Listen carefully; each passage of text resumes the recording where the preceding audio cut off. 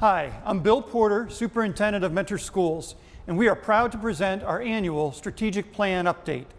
Beginning in 2017, we worked with more than 80 committee members who are stakeholders inside and outside of our school community. At that time, we rewrote our strategic plan to make it our guidepost for the next several years. Our mission of inspiring students today to reach their potential tomorrow continues to drive our work in 4 major areas: safety, education, resources, and community partnerships. We continually develop goals in these areas that meet the mission and vision of our schools. Ordinarily, we would present our annual update in person to the committee, and I would then present it at a board meeting.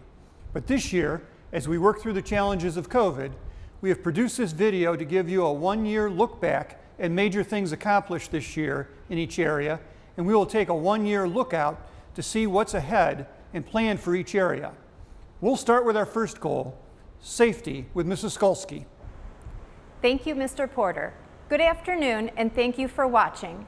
Our #1 priority here in Mentor Schools is to provide a safe learning environment where students can grow academically, socially, and emotionally. I am excited to share with you some of our accomplishments this year. In the summer of 2019, we held our most sophisticated safety drill to date. A full-scale active shooter drill took place at Mentor High School. Participating in the drill were Mentor School's staff and students, Mentor Fire Department, Mentor Police Department, and emergency responders from other local agencies. This drill allowed us the opportunity to practice our responses, set up our own command center, and make real-life decisions. This year, we expanded our service with Securely, our online monitoring program. This program monitors online student activity 24 hours a day, 7 days a week, 365 days a year. The enhancements provide immediate notification to administration via text messages, emails, or phone calls. The level of alert determines the way our staff is notified. Our partnerships with NAMI and Crossroads of Mentor were expanded this year. NAMI experts have been in our schools working with our students in grades 7 through 12, and parent programs were offered. Wellness funds allowed us to expand our partnership with Crossroads, allowing for a full-time Crossroads counselor in all of our schools. For the first time, a kindness rally event was held for all of our 4th and 5th grade students in the Fine Arts Center. The peer leader model was used, and it focused on kindness, acceptance, diversity, and inclusion. Our hope is that they will share what they learned with the younger students in their school buildings. Next year, we will continue our partnership with Crossroads, focusing on student and staff well-being and trauma. We are excited to expand our See Something, Say Something program to the middle school level, which will allow students to anonymously report concerns through their school-issued device. We will offer Alice Train the Trainer program training to district staff. We will be working closely with state and local organizations to implement guidelines and protocols to ensure the health and safety of our students and staff with the coronavirus pandemic. Next up is Mrs. Bonas. Thank you, Mrs. Kowski. The Education Committee was tasked with creating a plan aligned to the vision of providing students with a balanced, high-quality education. The committee developed 3 goals. Our first goal is engaging students in a comprehensive curriculum that is relevant and responsive. This past year, our Math and Literacy Steering Committees implemented district improvement plans focusing on the standards for mathematical practice and the components of comprehensive literacy. Teachers engaged in very professional development activities, including monthly study groups, grade level PD, and co-teaching. Next year, in addition to developing yearly professional development plans, the Math and Literacy Committees will create monitoring tools to monitor implementation progress. Additionally, the 6th through 12 science teachers receive training focused on creating, writing, sharing, and defending experimental findings. Next year, science inquiry training will be provided for grades 3 through 5, and common labs will be developed and implemented. Our second goal focuses on research-based instruction. This past year, we provided all staff members the opportunity to target an area of technology they wish to improve upon and implement in their classroom. Differentiated topics included learning management systems such as Seesaw, Google Classroom, and Schoology, interactive video tools, and assistive technology. We will provide expanded choice offerings this coming school year for all staff in order to deepen their knowledge and use of technology. Additionally, our special education department continued to refine our work with response to intervention in grades K through 5 for students in the areas of reading, math, and/or behavior. As we move into the 21 school year, we will review and implement RTI at the high school and continue to refine K-8 processes by improving our monitoring tools. The final goal focuses on developing student supports that encourage self-direction, confidence, and adaptability. This past year, we developed a real-world learning committee that convened quarterly. The committee conducted a needs assessment and established a district vision for real-world learning, including a continuum of grade-level appropriate activities and experiences for students. Next year, we plan to communicate the vision and develop a 3-year implementation plan, which includes expanding internships and deepening career exploration. Enhancing climate in our buildings was also a focus this year. Staff engaged in professional development, including responsive classroom at the elementary level and a transition program at the middle school called Where Everyone Belongs. At the high school level, a monthly advisory period was developed.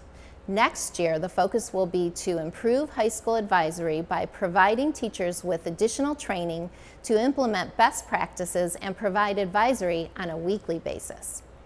The Education Committee is constantly monitoring and adjusting our plans based on the needs of our students, staff, and community. Now we will go back to Mr. Porter with resources. In the area of resources, much was accomplished this past year. In fall, we conducted our first full enrollment study since 2016 to better understand, based on data, trends, and statistical information, what is expected in the next 10 years. The study projected that we would mostly hold steady with our student numbers, with maybe some slight growth. That's important to look at every few years as it drives our decisions about facilities. From our district right sizing that has been done in recent years, we had 2 unused buildings, Rice and Brentmore Elementaries, that we were able to sell this year, and that replenishes our permanent improvement fund to help with other capital projects. With that money and other funding sources, we were able to construct a girls' varsity softball field, renovate the back wing of the Dr. Jacqueline A. Hoynes School for our CARES program, and we renovated the IT wing of the administration building. We also provided furniture upgrades for all 3rd grade classrooms in the district. As we studied our capital project needs going forward, in addition to using our permanent improvement funding, the board committed to using a portion of the district's underspending of the budget and a portion of the overcollection of revenue to fund future projects. These past 2 months, we also began to adjust our budget account for financial changes resulting from COVID-19. As we look ahead to the coming year, our capital plans include renovation of Mentor High's music wing, 2nd grade furniture upgrades, and construction of a concession building and laboratories for the high school sports spectators. We will weigh our options for what we need to do with Garfield Elementary, and we will need to carefully continue to monitor the financial implications for our district based on the COVID situation. The good news is that our prudent fiscal habits have positioned us well to respond to the unpredictable financial effects of the virus. Next, I'll hand things over to Kristen Kirby to talk about community partnerships. Thanks, Mr. Porter. Hi, everyone, and thanks for watching. Encouraging strong community partnerships is the topic I get to talk about, which we've already heard a lot about, sprinkled here and there throughout the other initiatives. Our community, the relationships we build, all of our stakeholders and partners working together to support our students is absolutely vital to our success in Mentor schools. We've completed some exciting goals under this umbrella this year. I'll start with the new website. Communication from us to you needs to be clear and easily accessible. We understand that information needs to be provided on an array of platforms and even pushed directly to people most of the time. But having a strong website is really important, a place to house all of that information.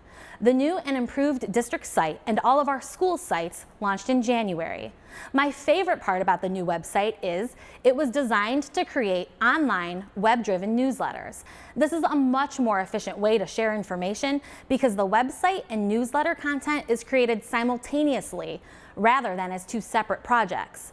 Next year, we're expanding the website platform to include career tech. That'll be found at lakeshorecompact.org. Also looking ahead, we'll be able to expand the online newsletter offerings as well. Finding unique ways to showcase Mentor schools is a goal we take a lot of pride in. An exciting highlight on that front from earlier this year is we teamed up with Mentor Police Chief Ken Gunch and Fire Chief Bob Searles to share our safety practices with school leaders from all across Ohio at the annual OSBA conference. It is an honor to be selected to present in Columbus, and it was an even bigger honor that our chiefs joined us. Thank you both. A couple other quick topics I want to mention. Having a positive, healthy culture and climate in Mentor schools is as important now as ever. This year, we expanded our Gallup work to include parents and students. We started to dive into the results of those surveys with leaders from both groups this year, and we'll continue putting special care into this work next year. Our partnership with Mentor Public Library grew even stronger this year as the hub opened up for a fourth night of the week, operating as a branch, which benefits our students and community members. Next year, we're excited that because of this connection, we're rolling out library cards to all of our students. That is an example of just one of so many partnerships we have with local organizations and businesses, and we are so thankful for those relationships and support. Finally, dynamic storytelling through the use of video continues to be a focus for us, which is illustrated beautifully on Cardinal TV YouTube. And as always, every day and crisis communications will continue to be a top priority. This year, the coronavirus pandemic led to the need for crisis communication practices and many follow-ups.